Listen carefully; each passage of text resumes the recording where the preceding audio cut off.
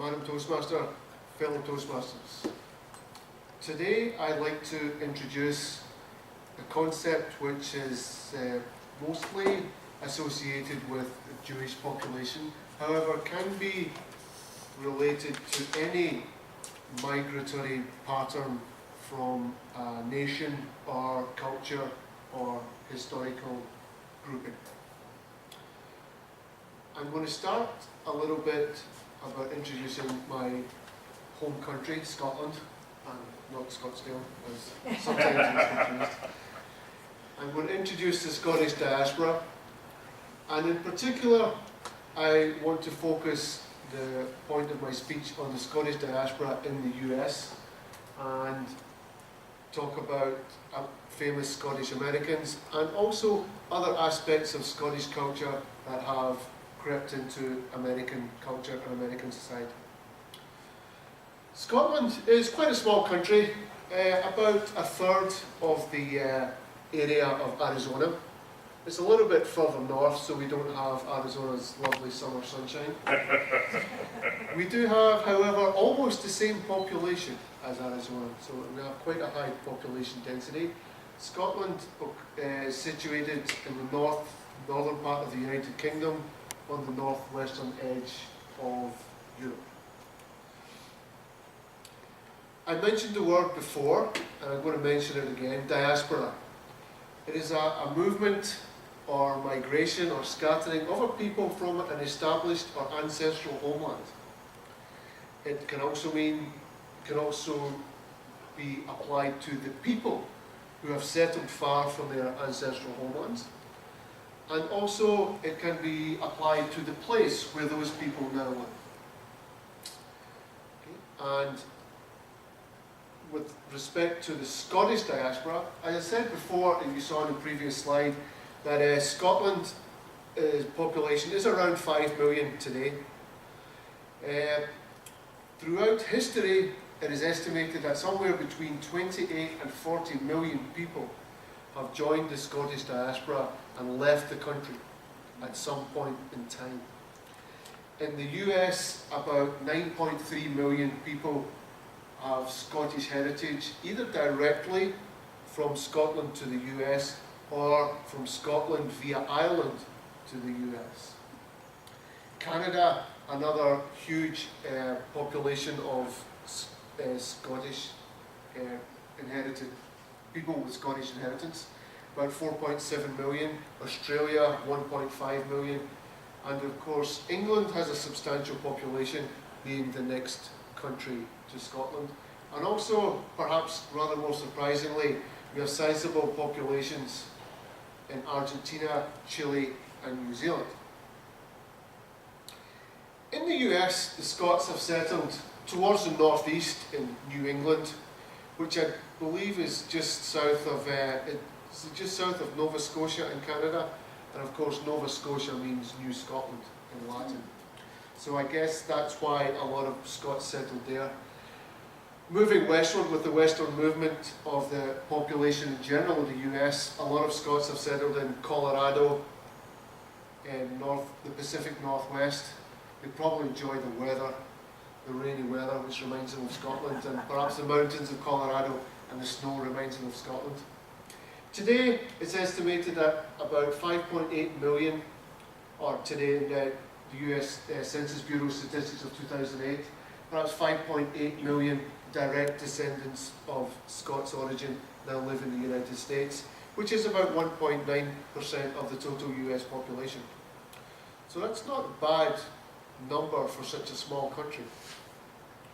Some famous Scottish Americans, people of Scottish heritage, include 19 signatories of the Declaration of Independence. In fact, the Declaration of Independence itself can trace its heritage to the Declaration of Arbroath, made in the 14th century when Scotland declared independence from the Holy Roman Empire. So that's another interesting legacy of Scottish culture. 23 US presidents can claim Scottish heritage. In the military side of things, Generals Grant, Stonewall Jackson, and more currently General MacArthur and General Marshall, Scottish heritage. Uncle Sam himself, Samuel Wilson, was of Scottish origin.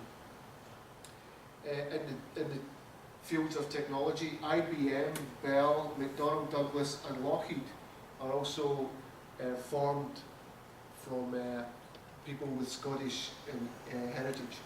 Both Neil Armstrong and Buzz Aldrin, first men on the moon, can trace their lineage to Scotland. In the field of hot cuisine, Kellogg, Campbell's and McDonald's are all of Scottish heritage, and of course our very own Senator John McCain. Apart from people, Scottish culture has spread throughout the world, and of course in the United States. Many United States cities, police forces and fire departments in particular have pipe bands. As well as they wear kilts, they wear tartan check kilts, registered officially with the Scottish Tartan Society. Whisky, spelt with a Y in Scotland, of course spelt with an EY in the US, is a Scottish invention, and in fact Jack Daniel himself was of Scottish heritage. Also fictional characters from Friends, Mr. Chandler Bing was half Scottish, and Lucy McGillicuddy Ricardo was half Scottish as well. I'd like to finish by saying that for us, again reiterating again that for such a small country, Scotland has quite an influence on world and US culture, and the Scottish diaspora is spread throughout the US in a, perhaps I find, a surprisingly large amount. Thank you very much. I'd like to tell you about your objectives, tell you the things you did right, give you some things to grow on, and summarize. First of all, you picked a topic for Get to the Point. The topic with history using the PowerPoint was very effective because the PowerPoint reinforced your points. We could see visuals, we could see the definitions, we could understand it. So excellent.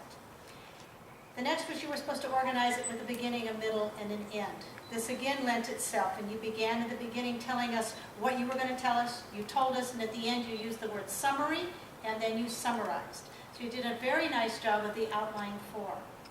Your next objective was to have sincerity and conviction. And of course you reek of that because it's your culture, it's your heritage. And it said to control nervousness. I found you very natural. I saw you smile from time to time. You seemed to be enjoying when you talked about Scotland and Scottsdale and the North and the South. So you seem to be enjoying it as much as we did. And that's a good trait for a speaker. It said little use of notes, and I saw that you didn't use notes. You had the PowerPoint. Excellent.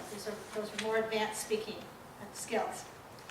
The other things you did correctly was your humor, your light humor is very engaging. Enjoy it very much. The next thing you did, I want to talk about is your PowerPoint, and you did not look at the screen at all. But I'd like to share with you just a couple little things that would help a PowerPoint presentation. You had quite a few bullets. Something that would help it in the future is what I would do is I'd have them slide in one at a time, only because you had a lot of things and some of us wanted to look down the list. And so to keep us from getting ahead of you, one at a time would be a little bit more effective. The other thing I would do is on the first one, even though we all know what United States is, US, I would spell it out because you had plenty of room up there to do so, and then US after that. And then the last thing is on the last slide you were doing your summary, and you were verbally giving us the summary, but you were on the same last slide. I would have done a last slide that was a summary, or even just back to the picture of Scotland. You know, you're summarizing, that sort of thing. In summary, I'd like to say that you have a natural style. You do very well without notes. You talk very naturally. I'd like to see you continue to share your rich history and using that humor. And then next time you do a PowerPoint, to try and consider using the movement of the slides one bullet at a time. With that, in conclusion, it was an excellent, and I'm so happy you did it a second time. That's how we improve.